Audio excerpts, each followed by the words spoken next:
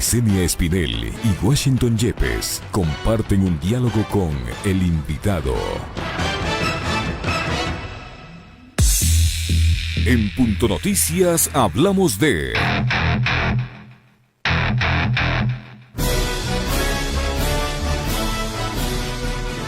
Los casos de corrupción marcaron los últimos meses del gobierno de Lenín Moreno en medio de la emergencia sanitaria. Se detectaron irregularidades en contratos para la compra de insumos médicos como mascarillas y bolsas para cadáveres, también en la adquisición de kits alimentarios.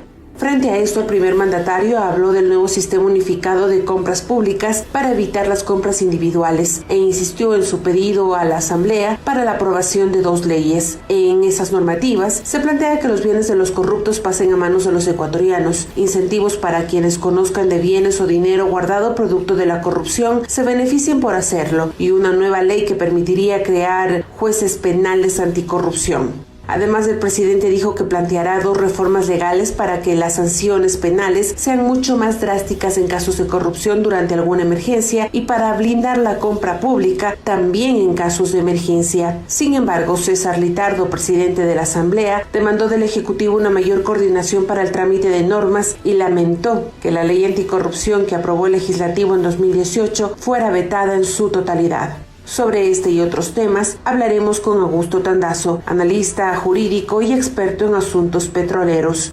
Bienvenido.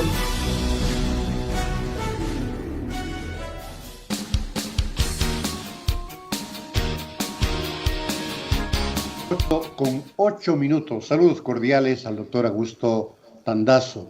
Es obvio que el doctor Tandazo debe haber escuchado y pormenorizadamente todo el mensaje del presidente Lenín Moreno, pero yo quiero comenzar preguntándole si es que usted se va a acordar o no del presidente Moreno, porque él dijo que no quiere que le recuerden, porque él dijo que solamente hace lo que hay que hacer en el momento y lo demás allá. ¿Se va a acordar usted en el futuro del presidente Moreno? Buenos días. Buenos días, Licenia.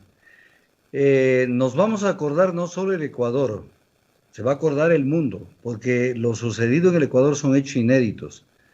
Yo no recuerdo, y soy un estudioso de la historia, yo no recuerdo a alguien que ha llegado a la presidencia y al otro día de que llegó a la presidencia pactó con los perdedores de las elecciones del 2017. O sea, eso no se ha visto nunca. O sea, eso no se ha visto nunca. Y luego que lo vamos a recordar, claro, pues el doble discurso, todas las cosas que ha hecho. Permítame entrar en terreno. Mire, por ejemplo, porque le tengo preparado unas perlitas. La década ganada, dijo, a ver, el programa de gobierno con el cual llega él al país, al gobierno, es un programa inscrito en el Consejo Nacional Electoral con su firma. Y entonces es un documento serio, es un documento, incluso que es un documento que sirve para revocatoria del mandato. La década ganada no es una consigna política, es la constatación de lo logrado en estos años frente a frustraciones y pérdidas que nos dejaron las administraciones del neoliberalismo. Es la constatación de haber ganado 10 años de dignidad en desarrollo económico, en justicia y equidad social.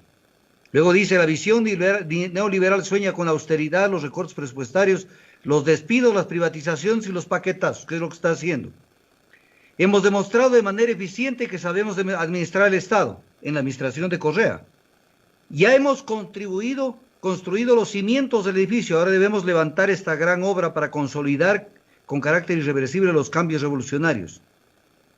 Ataca a los paraísos fiscales diciendo que es la fuente de corrupción y tiene al lado gente que tiene plata en los paraísos fiscales. Hoy la responsabilidad de todos aprovechar esta plataforma creada, sustentada en hidroeléctricas, eficiencia energética, telecomunicaciones para transformar el país. Revertimos las condiciones en que se encontraban los servicios de telecomunicaciones. Vamos hacia la industrialización del petróleo, ahora va a privatizar toda la refinación. Vea esto que dijo, que es justo lo que dijo. La desigualdad social y la injusta distribución de la riqueza no se resuelven con filantropía, con préstamos internacionales, con ayuda humanitaria, ni políticas compensatorias para los pobres. Fortaleceremos l'UNASUR, la CELAC, el ALBA. Se salió del UNASUR, del ALBA y de todo el mundo. Entonces, hizo todo lo contrario. Es un caso clínico, primero de Alzheimer político, ¿sí? Segundo, de un tema que yo le he calificado de eutanasia laboral. O sea, porque él es un tipo desalmado, o sea, se van a la calle a la casa porque se van a la casa. Y le dice todo lo contrario en el informe. Si me permiten tocar algunos temitas. Por favor. Y voy a tocar unos pocos, porque eso es enorme. Hace 3 años encontramos un país quebrado, y todo lo que dijo en la campaña. ¿Y por qué no lo dijo cuando estuvo? Y hay que ver la carta a Doris Solís, donde habla maravillas de la Revolución Ciudadana. Sufrimos un intento de golpe de Estado, dice. A ver un ratito. Una cosa es la causa, otra cosa el efecto. El efecto fueron las protestas del paquetazo. Paquetazo que lo dio en diciembre y que lo acaba de dar y lo va a seguir dando con la privatización de la refinación. Puedo enfocarme en el futuro en salud, alimentación, empleo y dolarización. En salud dice, hicimos grandes inversiones. ¿Y por qué renunció la ministra de Salud, Andra Muñoz? Porque no le dieron un centavo de dólar para combatir la pandemia. Dejaron que el tema crezca con tal de juntar los dólares para pagar los bonos 2020. Vamos a una compra unificada de medicamentos e insumos. ¿Y para qué eliminas en Pharma si para eso es creada en Pharma? El modelo educativo no enseñó normas de prevención de salud y dice que esa es la causa.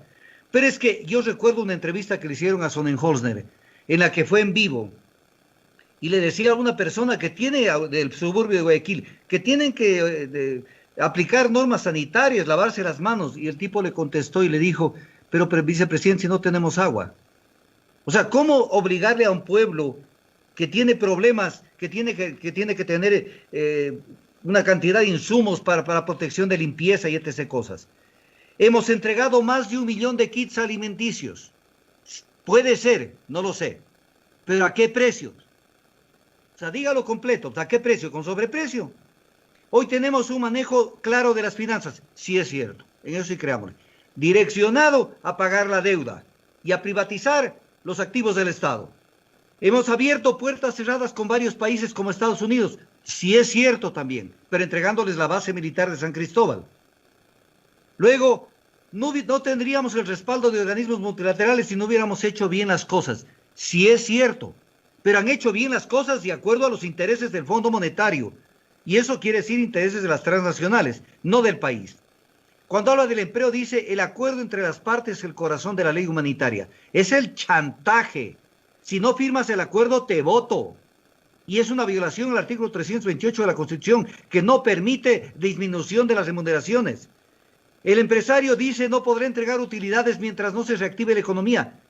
Eso está normado por la Constitución. No es que no va a entregar utilidades por el problema de la pandemia.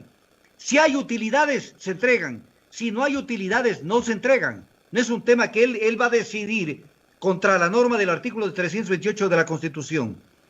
Dice, es falso que hemos perdonado grandes impuestos porque recuperamos 1.260 millones que estaban perdidos.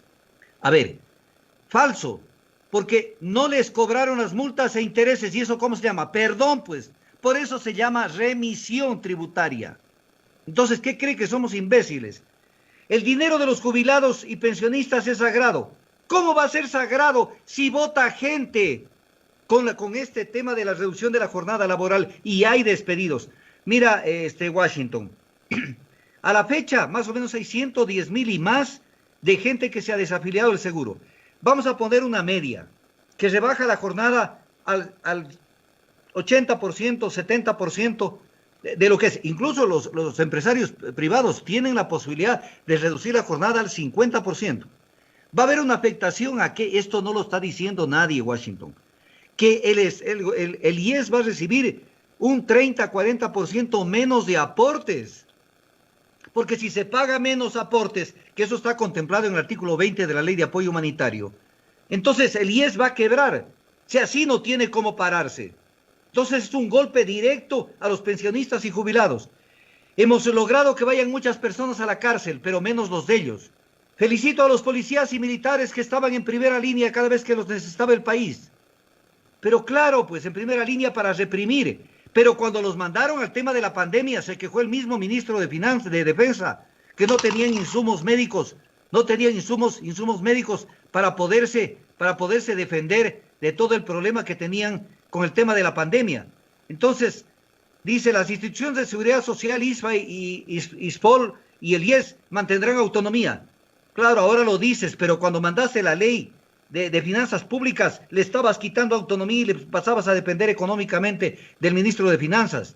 Desde el 2017 hemos combatido la corrupción. Mentira. Hoy el Ecuador cuenta con autoridades de control que responden a intereses puramente nacionales. El 7 veces sí para capturar las cortes y para tener órganos de control sumisos que no quieran ver lo que deben ver en este año. Siguen viendo del 2017 para atrás. Apoyamos las iniciativas para recuperar el dinero de la corrupción. De la firma y autorice que se abran INA Papers, Recorsa y las cuentas donde está dinero de la corrupción. Trataremos que las sanciones penales sean más drásticas. Y cuando viene el tema con las señoras para combatir los delitos en pandemia, cuando viene el tema de la señora Ocles, le quieren juzgar por el delito de tráfico de influencias cuando es un peculado. O sea, le merman el tipo penal. En el Ecuador se realiza pirotecnia política, 3 años de pirotecnia política de circo con él.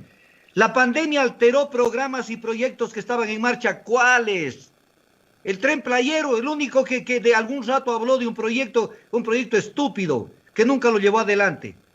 Gracias, dijo, a todos los que han puesto en riesgo la vida. Sí, claro, todos los que han puesto en riesgo la vida, pero el escondido, que dijo que él no puede exponer. Incluso ayer en introducción dijo, estoy aquí, parece que hay riesgo. O sea, tenemos un barco donde el capitán está escondido en el camarote. Luego dice, 2 millones de ecuatorianos recibieron atención prioritaria en la plataforma 171. Si se les probó en varios medios de que esa plataforma nunca funcionó. Luego dice, hemos evitado el colapso del país. No, hemos evitado el colapso de los tenedores de los bonos porque le están pagando puntualmente. Hemos perdido no sé cuántos, 150,000 empleos. Antes de la pandemia, el 61% de la población económicamente activa estaba en informalidad y en el desempleo. ¿De qué está hablando? Los servidores públicos trabajarán el 25% y su remuneración será el 16%. Eso no dice la ley de apoyo humanitario, va a ser peor que eso. Pero ya los empresarios están rebajando el 25% de la jornada. De tal manera que es un golpe enorme. Estamos saneando las finanzas públicas. Todo guardando dinero para pagar la deuda en agosto, los 811 millones. El gobierno ha hecho su parte, pero va a subir el impuesto a los que más tienen. ¿Pero cómo? Como lo quisiste hacer, con crédito tributario, para que se descuente del impuesto del 2022. De tal manera que el único que estaba pagando era el pueblo. ¿Qué viene en estos últimos años? Dijo. ¿Qué viene en estos últimos años? Será el primer año del nuevo Ecuador. Claro, pues, de la privatización, de la refinación, de la entrega de los activos del Estado, de la consolidación del modelo neoliberal. Entonces, luego dice, la organización criminal que se organizó desde la presidencia. Él no debería estar en la presidencia porque es un Alzheimer. La gran cantidad de las cosas que se critican con esto de la, entre comillas, organización criminal, fueron actos cometidos cuando fue él vicepresidente. Voy a poner un ejemplo nada más.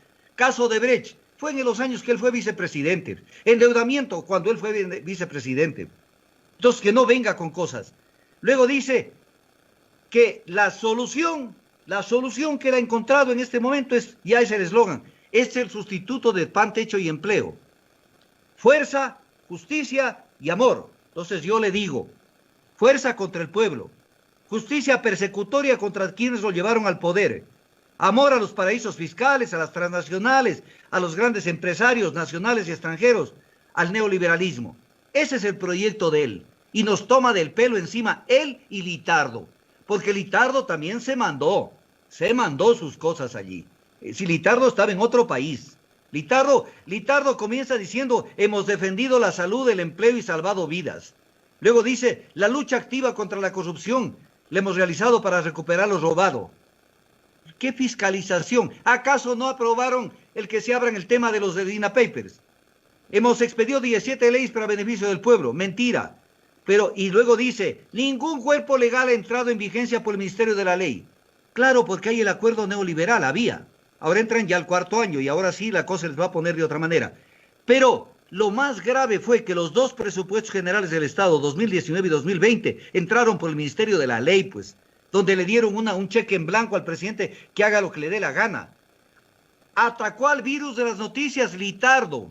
Cuando hay una pandemia informativa, hay un virus de la comunicación desde los grandes medios de comunicación social y desde el gobierno. Este gobierno dice defiende al IES, al ISPA y al ISPOL. Que no vean con cosas. Le hicimos una presión fenomenal para que no los afecten. Que nadie le quepa la menor duda que estas leyes, las dos, la de apoyo humanitario y la ley de finanzas públicas, son beneficiosas para el país. Lanzar a la desocupación a la gente, chantajearla, presionarla, violar la Constitución por lo menos en 7 artículos, para romper con el sistema laboral ecuatoriano. Esto es beneficioso para el pueblo. Y entonces, cuando uno ve todo esto, uno dice, ¿dónde está el presidente? ¿Y dónde está Litardo? ¿Qué creen que somos, que nos vamos a olvidar de él? No nos vamos a olvidar, porque el pueblo tiene que, de lo que ha pasado estos 3 años, hacer una especie de educación política para no volver a cometer errores, para votar con el cerebro, no con el corazón. Votaron por una silla de ruedas, no con el cerebro, no porque realmente veían que era una persona que iba a llevar adelante las cosas, una persona llena de resentimiento social. Eso es lo que es nuestro gobernante. Y luego, para culminar con toda esta cuestión, este adefesio que viene a ser de entregarle la representación legal de la presidencia al secretario general de la presidencia, y no solo la representación legal, sino lo constituye en autoridad nominadora, pero viola el artículo 147 de la Constitución en N cosas. O sea, se convierte en jefe de Estado. No sé si va a ser, entiendo que será Roldán, lo convierte en jefe de Estado, pero además viola el 147 de la Constitución. Aquí hay mucha gente que se está confundiendo en este tema de este decreto, porque la Constitución lo único que le permite a él es, en el numeral 5 del artículo 147 de la Constitución, es dirigir la administración pública en forma desconcentrada. No habla de que él puede delegar sus funciones. La desconcentración es otro tema. Voy a poner un ejemplo para el pueblo común que nos escucha. Ejemplo, el Ministerio de Comercio, Industria y Pesca dice, como la pesca está en Guayaquil, hago que el viceministerio o la subsecretaría de Pesca se traslade a Guayaquil. Desconcentra. Pero no es que él, funciones que son implícitas, perdón, del presidente de la República, él las puede delegar, porque no cabe la delegación en derecho público Washington y Licenia. Solamente se puede hacer lo que está escrito en la norma. Eso tiene que entender. No es que yo hago, pero en ninguna parte dice que no puedo hacer. Eso es derecho privado. En derecho público, ¿dónde dice que el pueblo puede hacer esto? Pongamos un ejemplo. Autoridad nominadora Roldán. Entonces él va a nombrar a los ministros. Él va a suscribir los tratados internacionales. Él va a nombrar la cúpula militar. O sea, ya el estado de abandono mental que existe en el país es desastroso. O sea, y ahí Litardo y su combo no se compadecieron del país, porque sí se debió haber aplicado la muerte cruzada, yo lo dije N veces, pero desde la Asamblea, porque no se puede tolerar este tipo de cosas, porque es un mal ejemplo, incluso para las siguientes administraciones. Mañana alguien va a decir, sí puedo hacer esto, pues, porque no le dijeron nada a Moreno. Entonces, ha despedazado la Constitución que dice que la va a defender. Entonces, cuando uno ve todo esto, realmente lo único que podemos decir es, tienen capturado las cortes, tienen capturado órganos de control. Las calles nos invitan a rechazar este informe a la nación y a rechazar toda la política de estos 3 años, que ha sido una política neoliberal, una política desembosadamente neoliberal. Él ha sido un traidor a sí mismo, no solamente al pueblo, a sí mismo. Así es que lo vamos a recordar con ese nombre, un traidor al pueblo y un traidor a sí mismo. Doctor Tandazo, buenos días, le saluda Licenia. Ayer el mismo secretario de Gabinete, Juan Sebastián Roldán, aclaró que él no es el secretario general y que por lo tanto esta delegación recaería sobre la Secretaría General, que es en este caso Joana Pesantes, que está con este cargo como encargada desde que renunció el señor Briones.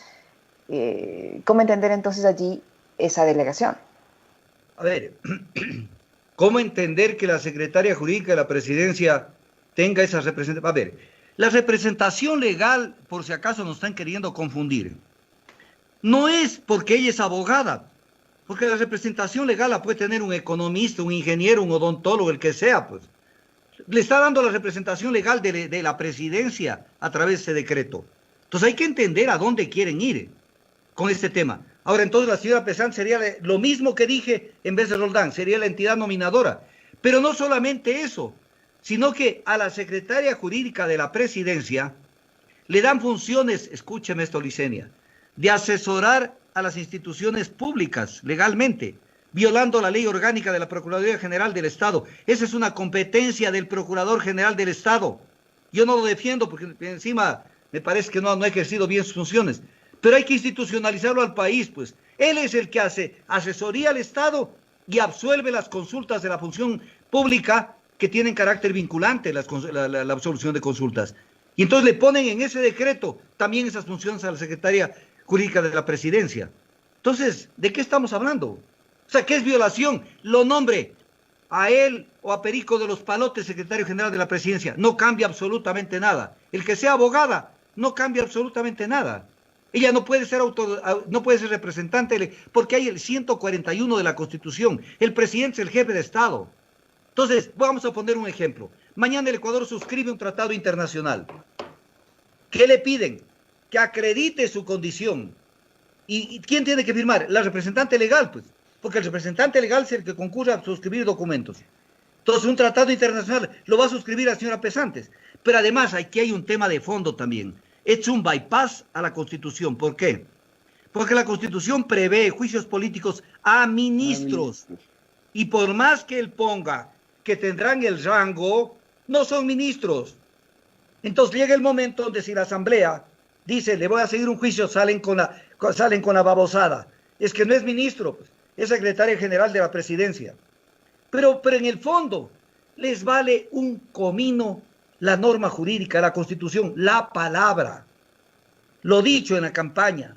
O sea, hay una pérdida de gobernanza, de credibilidad absoluta y total. Los que más le dan son generosos con Moreno, dicen que tiene el 14% de credibilidad.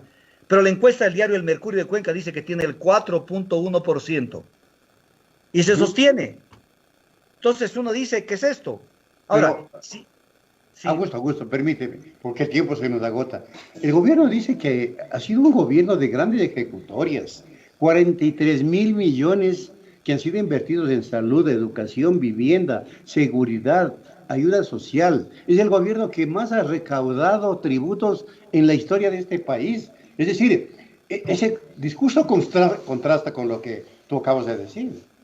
Pero es que es una terrible mentira. ¿Por qué? ¿Y por qué es una terrible mentira? Porque él mismo en el documento, en el informe a la Nación, él mismo comienza diciendo, te voy a leer textualmente lo que dijo en el informe de la Nación. Crisis como nunca ha existido en nuestro país estamos viviendo. A ver, ¿cómo es con semejante inversión? Alicia en el País de las Maravillas está en crisis. Que vaya con ese hueso otro perro. O sea, un país que no tenía para pagar los sueldos en diciembre. Entonces, ¿de qué está hablando? Este pueblo ha madurado en estos meses enormemente. Y vuelvo a decir algo, porque es un día clave el 25 de mayo.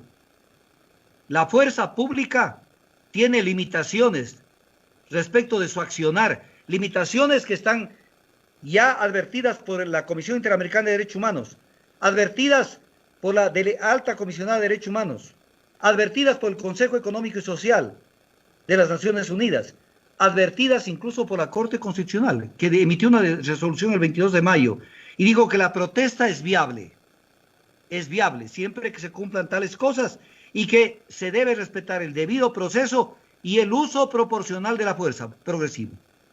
No es un tema de que mañana salgo con mis Robocops y pongo en orden el país.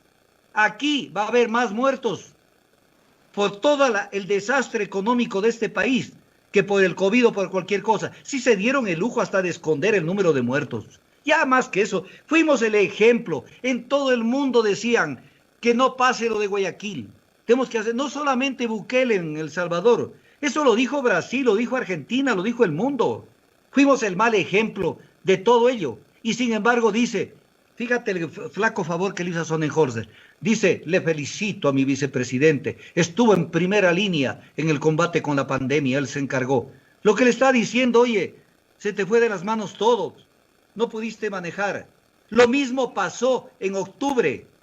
En octubre, cuando les fue mal con la repulsa, salió María Paula Romo y dijo, falló la inteligencia. ¿Y la inteligencia en manos de quién estaba? De Sonnenhorster. Entonces ahí tienen también su bronca interna. Pero le fallaron al país. Pero este pueblo nos hace un llamado, pues, Washington y Licenia.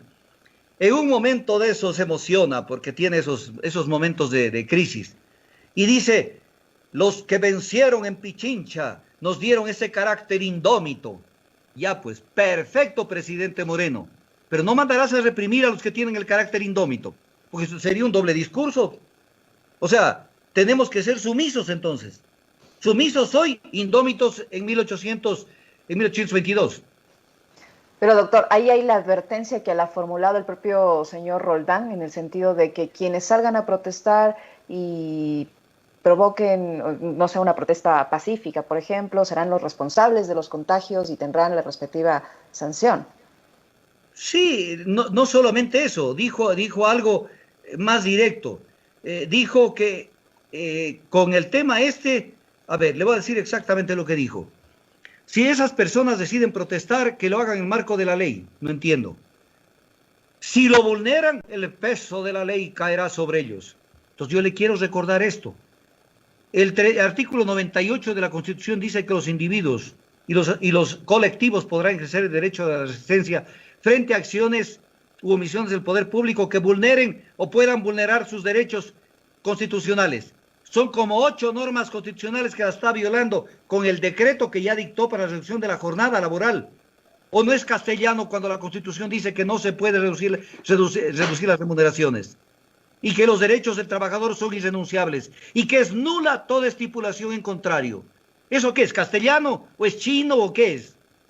Y entonces nos viene a amenazar. Y el ministro de Defensa, no solamente lo que usted dice, ya dijo, llamó a dejar de lado las posiciones radicales. Esto lo dijo el 22 de mayo, frente a la aguda crisis económica derivada del COVID y de la caída de los precios del petróleo. Claro, pues, por eso te sacaron en el decreto de los que reducen la jornada a la policía, a las Fuerzas Armadas y al personal de seguridad.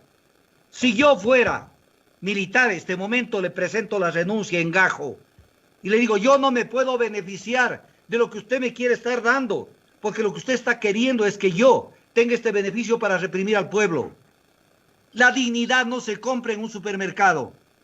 Entonces ellos los destapan la boca con que no les reducen la jornada laboral.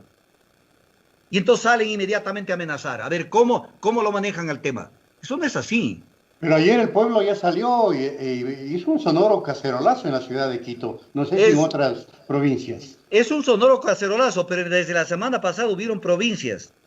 Voy a citar ciudades. En Tulcán hubo cualquier cantidad de movilizaciones desde la semana pasada. Loja, Otavalo. Ya tuvieron gente en las calles. De tal manera de que es una respuesta. No lo pueden amordazar al pueblo. Quédate en casa y muérete de hambre. Mientras yo hago la fiesta con las transnacionales. ¿Qué le espera en lo político, la Constitución, doctor? Porque no es así nomás. Doctor, ¿qué le espera en lo político, a su criterio, estos 12 meses que le faltan al presidente Moreno para gobernar? ¿Cómo ve usted el futuro del país en lo político? Todo depende de la actitud del pueblo y del tema de cómo la gente entienda cómo manejar el tema del COVID. Porque si no hubiera existido el COVID, él ya no estaría en funciones. Ya no estaría. No hubiese tomado las medidas que tomó. No hubiese tomado y no hubiese aprobado las medidas que aprobó Augusto. Claro. Pero viene el tema. El tema del COVID es un tema para una entrevista especial, porque el COVID es irreversible, es un virus que está allí y que no se va a ir. De tal manera que o nos contagiamos a plazos o nos contagiamos de una sola. Punto. El tema no es como la gente lo pinta. Pero además, no nos van a ponerse la bandera del COVID allí para asustarnos, mientras se lo llevan en pedazos a la patria y para inmovilizarnos. Llegan a las transnacionales. ¿Acaso hace 3 días el ministro de Energía no dijo que vamos a la privatización de la refinación, cuando ese es un monopolio del Estado, de acuerdo al 313, 315 de la Constitución y 326, numeral 15? ¿Qué? ¿Y la Constitución es un papel higiénico entonces? No podemos. No podemos. Y les invito a que toda la mañana esta hermosa radio, que es Radio Pichincha, además que es el nombre más hermoso, la Radio Pichincha, nos ponga esa música que aliente a la gente. Levántate. Todas esas músicas espero escucharlas en Radio Pichincha en esta mañana. Gracias, Augusto Tandazo, jurista experto en temas económicos, petroleros, en temas jurídicos, que ha hecho una revisión y una descripción del discurso del presidente Lenín Moreno en su informe a la nación. Gracias, Augusto. Hasta una próxima oportunidad. Gracias a ustedes. Gracias, Saludos a la ciudadanía. Hasta luego. Hasta luego. Ingrese a nuestro sitio Facebook, Pichincha Comunicaciones.